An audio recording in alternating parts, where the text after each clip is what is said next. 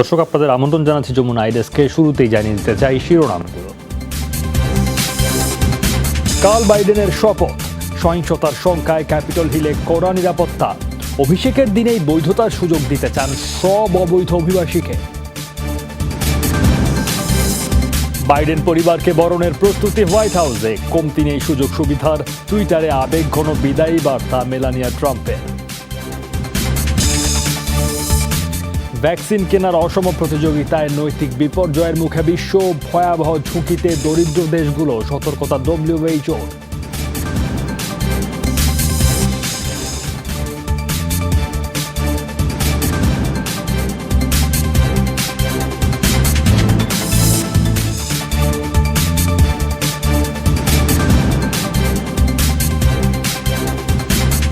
এসব খবরে বিস্তারিত নিয়ে সঙ্গে আছি সৌমিত্র শুভ্র। যুক্তরাষ্ট্রের 46তম প্রেসিডেন্ট হিসেবে কাল শপথ নিচ্ছেন জো বাইডেন। অভিষেক অনুষ্ঠান থেকে ডাক দেবেন বিভেদমুক্ত ঐক্যবদ্ধ যুক্তরাষ্ট্র গড়ার। মহামারী পরিস্থিতিতে এবারের শপথ অনুষ্ঠান অনেকটা আনুষ্ঠানিকতা রক্ষা, থাকবে না তেমন জাঁকজমক চাকচিক্য। শপথ অনুষ্ঠানে ট্রাম্প সমর্থকদের সহিংসতার শঙ্কায় গোটা ওয়াশিংটন মুড়ে দেওয়া হয়েছে নিরাপত্তার চাদরে। রাতের অন্ধকারে জ্বলজ্বলে ক্যাপিটল হিল। ওয়াশিংটনের ন্যাশনাল মলে সজ্জিত 2 লাখের বেশি জাতীয় পতাকা। যারা 46তম প্রেসিডেন্টের শপথ গ্রহণে অংশ নিতে পারছেন না, তাদের স্মরণেই এ আয়োজন, জানিয়েছে প্রেসিডেন্সিয়াল অভিষেক কমিটি। দাবি, আমেরিকা ইউনাইটেড থিমের অংশ এই ফিল্ড অফ ফ্ল্যাগস। একে মহামারীতে বিপর্যস্ত গোটা যুক্তরাষ্ট্র, তার উপর 6 জানুয়ারি মার্কিন কংগ্রেসে হামলা নাড়িয়ে দিয়েছে নিরাপত্তা বলয়। তাই অভিষেক অনুষ্ঠান কেবলই ঐতিহ্য রক্ষা। করোনা শিষ্টাচার মেনে সীমিত সংখ্যক অতিথি অংশ নেবেন। সামাজিক যোগাযোগ মাধ্যমগুলোয় থাকবে সরাসরি অনুষ্ঠান দেখানোর ব্যবস্থা। কংগ্রেস ভবন সহ গোটা রাজধানীর নিরাপত্তার স্বার্থে মোতায়েন রয়েছেন 25,000 সদস্য। আমরা জনগণকে সুরক্ষা দিতে প্রতিজ্ঞাবদ্ধ। সুতরাং অসৎ উদ্দেশ্যে অভিষেক অনুষ্ঠানের প্রহরা দেওয়ার প্রশ্নই ওঠে না। অভ্যন্তরীণ এবং বিদেশি শত্রুর হাত থেকে দেশ ও সংবিধান রক্ষার শপথ নিয়েছি আমরা। কংগ্রেসে হামলা থেকে শিক্ষণীয় বিষয় হলো কোনো হুমকিকেই তুচ্ছভাবে নেওয়া উচিত নয়। ন্যাশনাল গার্ডের সদস্যরা ভিন্ন পরিবেশ মতাদর্শ থেকে আসতে পারে, কিন্তু সবার মূলমন্ত্র একটাই, যুক্তরাষ্ট্রের সুরক্ষা। ভারী নিরাপত্তার চাদরে রাজধানী সহ 50 রাজ্য মুড়ে দেওয়ার পরও অনেকেই আতঙ্কিত ট্রাম্প সমর্থকদের খ্যাপাটে আচরণ নিয়ে।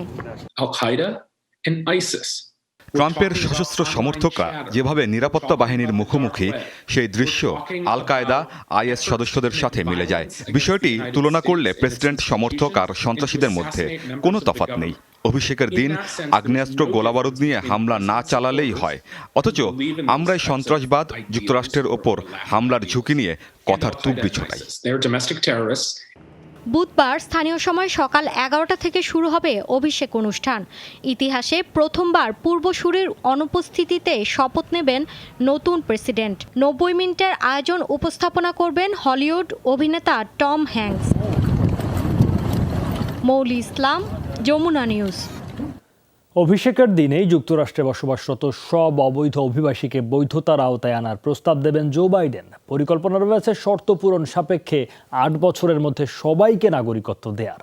গণমাধ্যম বলছে, কোনো কাগজপত্র ছাড়া যুক্তরাষ্ট্রে থাকা প্রায় 1,10,00,000 অবৈধ অভিবাসী পাবেন এই সুবিধা।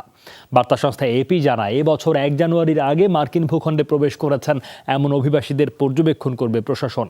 নিয়মিত কর দিলে ও আইন মেনে চললে 5 বছরের মাথায় মিলবে বসবাসের বৈধতা বা গ্রিন কার্ড। এর 3 বছরের মাথায় মিলবে নাগরিকত্ব। আরও দ্রুত বৈধতা পাবেন কৃষি শ্রমিক এবং শৈশবে যুক্তরাষ্ট্রে ঢোকা তরুণ অবৈধ অভিবাসীরা। বিদায়ী প্রেসিডেন্ট ডোনাল্ড ট্রাম্পের কট্টর অভিবাসন বিরোধী নীতিমালার বিপরীতে এসব পদক্ষেপ নিতে যাচ্ছেন বাইডেন। অভিবাসী ভোটারদের প্রতি এমন নির্বাচনী প্রতিশ্রুতিও ছিল তার। ব্রিটেন, ইইউভুক্ত দেশ আর ব্রাজিলের ওপর ভ্রমণ নিষেধাজ্ঞা বহাল রাখবে যুক্তরাষ্ট্রের নবনির্বাচিত সরকার। শপথ গ্রহণের 2 দিন আগে এই তথ্য নিশ্চিত করেছেন হবু প্রেসিডেন্ট জো বাইডেন। করোনা পরিস্থিতির অবনতির কারণে গেল বছর বিভিন্ন সময়ে এই নিষেধাজ্ঞা দেয় ওয়াশিংটন। এক সপ্তাহের মধ্যে নিষেধাজ্ঞা প্রত্যাহারের নির্দেশ দিয়ে সোমবার ডিক্রি জারি করে ট্রাম্প প্রশাসন। বাইডেনের শপথ গ্রহণের 6 দিন পর আগামী 26 জানুয়ারি নিষেধাজ্ঞার শেষ দিন বলে উল্লেখ করা হয় ডিক্রিতে। মেয়াদ শেষ হওয়ার একদিন আগে এই সংক্রান্ত আদেশে স্বাক্ষর করেন প্রেসিডেন্ট ট্রাম্প। এতে চীন আর ইরানের ওপর ভ্রমণ নিষেধাজ্ঞা অব্যাহত রাখার কথাও বলা হয়। পরে টুইট বার্তায় বিদায়ী সরকারের এই সিদ্ধান্ত নাকচের কথা জানায় বাইডেন প্রশাসন। একদিন পরই পালাবদল হচ্ছে বিশ্বের ক্ষমতার অন্যতম প্রধান কেন্দ্র হোয়াইট হাউসে। আগামী 4 বছরের জন্য আধুনিক বিশ্বের সবচেয়ে বিখ্যাত ভবনের বাসিন্দা হচ্ছেন জো বাইডেন। হোয়াইট হাউস নামটি শুনলেই চোখের সামনে ভেসে ওঠে প্রাসাদ সম এক বাড়ি। পালাবদলের এই মুহূর্তে চলুন জেনে নেই হোয়াইট হাউসের আদ্যপান্ত।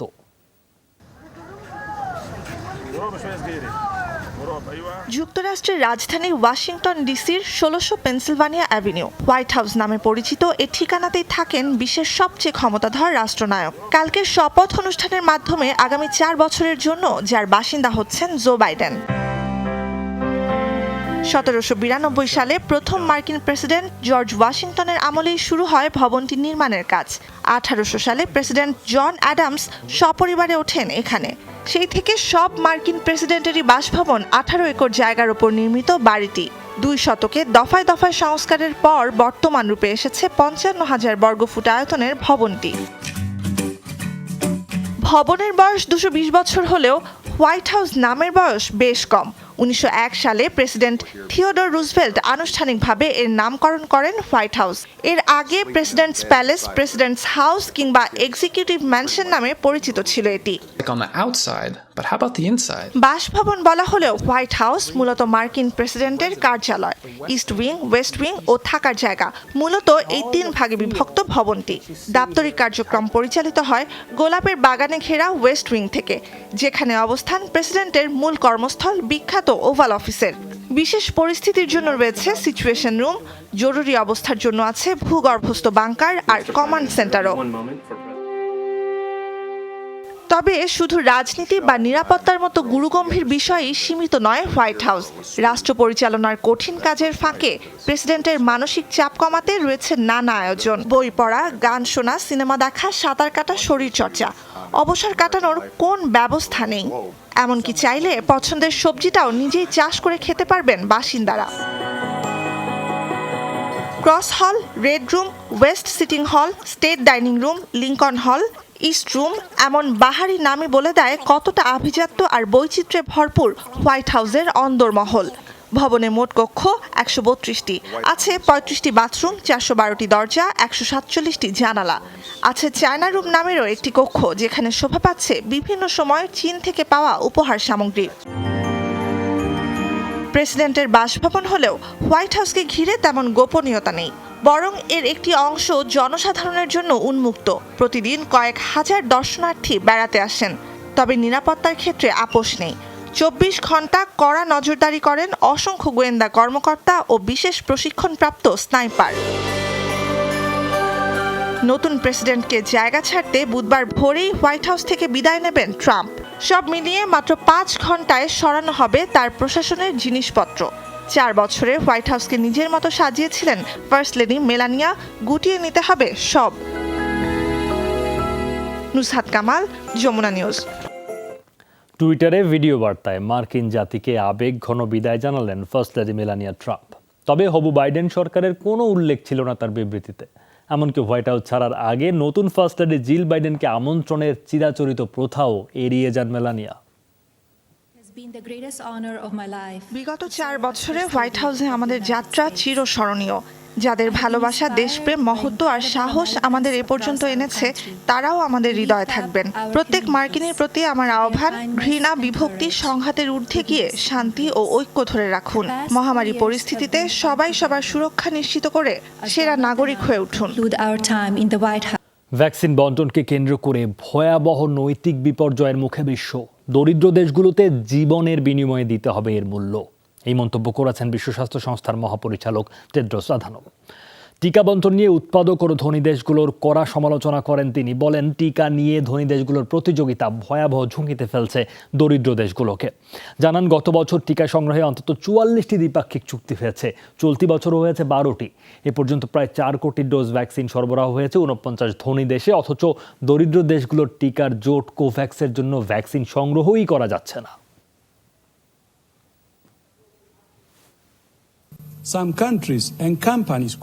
কিছু দেশ ও কোম্পানি কেবল দ্বিপাক্ষিক চুক্তিকে গুরুত্ব দিচ্ছে।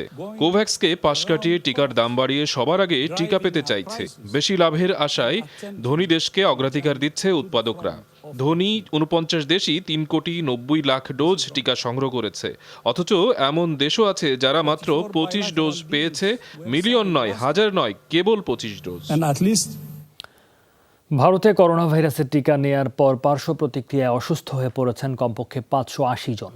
এখন পর্যন্ত টিকা গ্রহণকারী 2 ব্যক্তি মারা গেলেও তাদের মৃত্যুর সাথে টিকার কোনো সম্পর্ক নেই বলে দাবি প্রশাসনের। সোমবার ভারত সরকারের পক্ষ থেকে জানানো হয়, টিকা কার্যক্রম শুরুর 3 দিনে 38 লাখ ভারতীয় করোনার প্রতিষেধক নিয়েছেন। টিকা নেয়ার পর পার্শ্ব প্রতিক্রিয়া দেখা দিয়েছে প্রায় 600 মানুষের শরীরে। এর মধ্যে 7 জনকে হাসপাতালে ভর্তি করা হয়েছে। টিকা নেয়ার 24 ঘন্টার মধ্যে উত্তরপ্রদেশের একটি সরকারি হাসপাতালে মারা যান 46 বছর বয়সী এক ব্যক্তি।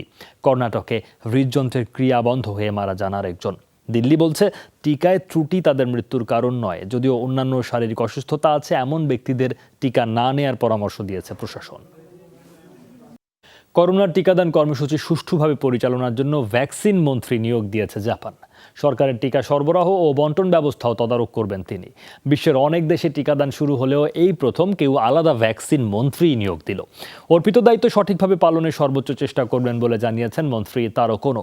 মঙ্গলবার বিবৃতিতে তিনি জানান, যত দ্রুত সম্ভব বেশি সংখ্যক মানুষকে আনা হবে টিকার আওতায়। ফেব্রুয়ারির শেষ নাগাদ টিকা বন্টন শুরুর লক্ষ্য জাপানের। জাপানে করোনায় মোট প্রাণহানির সংখ্যা 4,500, সংক্রমণের শিকার 3,28,000-এর বেশি। 10 মাসের মধ্যে সবচেয়ে ভয়াবহ করোনা পরিস্থিতি অতিক্রম করছে চীন। মঙ্গলবার টানা 7ম দিনের মতো দেশটিতে শতাধিক ব্যক্তির দেহে শনাক্ত হয়েছে কোভিড-19। ফলে গেল বছর মার্চের পর এই প্রথম চীনা ভূখণ্ডে সপ্তাহের হিসেবে করোনার সংক্রমণ 1000-এর কাছাকাছি। গেল 24 ঘন্টায় 118 জনের দেহে ভাইরাসটির উপস্থিতি শনাক্ত হয়েছে, যা একদিন আগেই ছিল 109। চীনের জাতীয় স্বাস্থ্য কমিশন বলছে, নতুন সংক্রমণের সংখ্যা বেশি উত্তর পূর্বাঞ্চলের জিলিন আর বেইজিংয়ের নিকটবর্তী উত্তর উপকূলীয় হেবেই প্রদেশে। ফেব্রুয়ারিতে চান্দ্রবর্ষের ছুটিতে আবারও মহামারী পরিস্থিতি নিয়ন্ত্রণের বাইরে চলে যাওয়ার আশঙ্কায় চীনের উত্তরাঞ্চলে বেশ কটি শহরে আগেই দেওয়া হয়েছে লকডাউন। 24 ঘন্টায় আরও প্রায় 10,000 প্রাণ কেড়ে নিল করোনা ভাইরাস। নতুন সংক্রমণ শনাক্ত প্রায় 5 লাখ। এ নিয়ে মোট প্রাণহানি 20.5 লাখ ছুঁই। আক্রান্ত 9,60,00,000-এর মতো। সোমবার 1500 মৃত্যুতে যুক্তরাষ্ট্রে মোট প্রাণহানি 4,09,000-এর কাছাকাছি। দ্বিতীয় সর্বোচ্চ 650-র বেশি প্রাণহানি ছিল জার্মানিতে। 600 মৃত্যুতে বিশ্বের 5ম দেশ হিসেবে প্রাণহানি 90,000 ছুঁয়েছে যুক্তরাজ্যে। দিনে 450 থেকে 500 মৃত্যু দেখেছে Colombia, Italy, France, Argentina, Brazil ও রাশিয়া। ব্রাজিলে এ পর্যন্ত প্রাণহানি 2,10,000-এর বেশি। দৈনিক মৃত্যু কমলেও ভারতে মৃতের সংখ্যা 1,52,000-এর বেশি। মেক্সিকোতে এই সংখ্যা 1,41,000। দেশের বেশিরভাগ মানুষ টিকা কর্মসূচির আওতায় এলেও চলতি বছর পুরোপুরি সীমান্ত খুলে দেবে না অস্ট্রেলিয়া। সোমবার এই ঘোষণা দিয়েছেন দেশটির স্বাস্থ্যমন্ত্রী। জানান, বড় জনগোষ্ঠী টিকা নিলেই তা ভাইরাস বিস্তার ঠেকাবে কিনা তা নিশ্চিত নয়, তাই সীমান্তে কড়াকড়ি অব্যাহত থাকবে। দীর্ঘ সময় ধরেই আন্তর্জাতিক পর্যটকদের জন্য বন্ধ অস্ট্রেলিয়ার দরজা। বিশেষ প্রয়োজনে সুযোগ থাকলেও কোয়ারেন্টাইন নীতি মানা বাধ্যতামূলক। কর্তৃপক্ষের বাধা উপেক্ষা করেই যুক্তরাষ্ট্র অভিবাসন প্রত্যাশীদের ঢল অব্যাহত গুয়াতেমালা সীমান্তে। সোমবারও নিরাপত্তা বাহিনীর সাথে সংঘাতে জড়ায় হাজারো মানুষ। মেক্সিকো সীমান্তবর্তী একটি এলাকা থেকে শতাধিক অভিবাসীর একটি দলকে সরিয়ে দেয় নিরাপত্তা বাহিনী। এদের বেশিরভাগই হন্ডুরাসের নাগরিক। অবৈধ অভিবাসীদের ঠেকাতে টিয়ার গ্যাস ও লাঠিচার্জ করে পুলিশ। নাগরিকদের ফিরিয়ে নিতে হন্ডুরাস সরকারের প্রতি আহ্বান জানিয়েছে গুয়াতেমালা। গত কয়েকদিন ধরে গুয়াতেমালা পাড়ি দিয়ে মেক্সিকো প্রবেশের চেষ্টা করছে প্রায় 8,000 অভিবাসন প্রত্যাশীর একটি দল। তবে তাদের আটকাতে কঠোর অবস্থানে গুয়াতেমালা ও মেক্সিকো।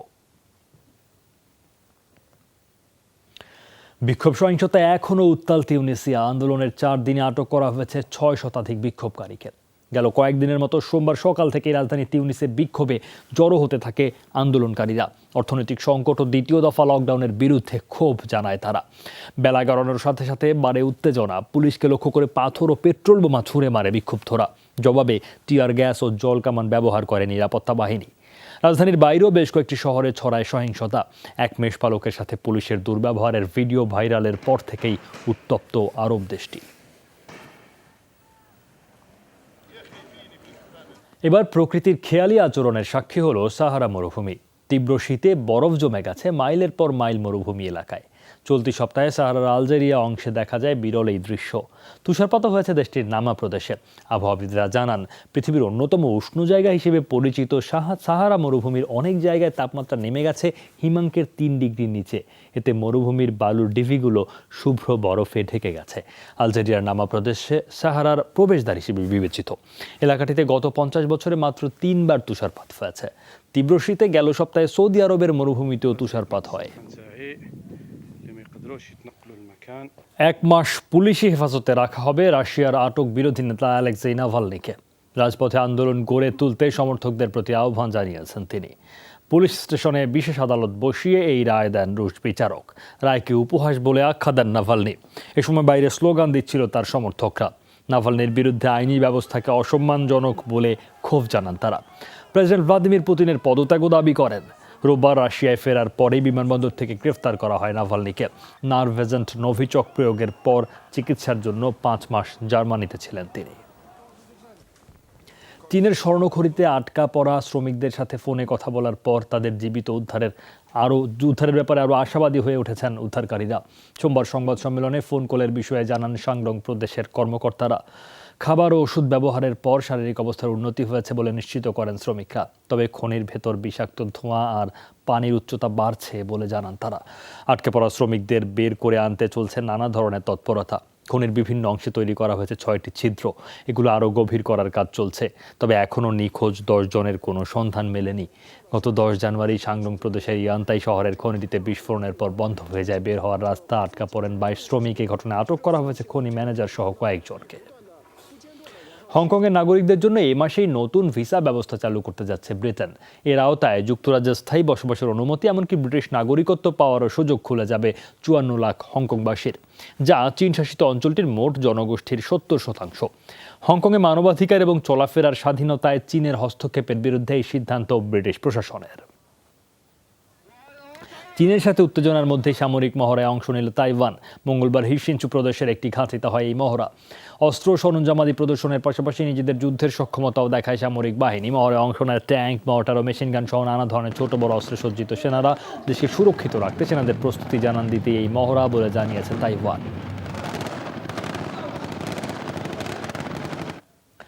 এই ছিল যমুনা আইডেস্কে। এতক্ষণ সাথে থাকার জন্য সবাইকে ধন্যবাদ।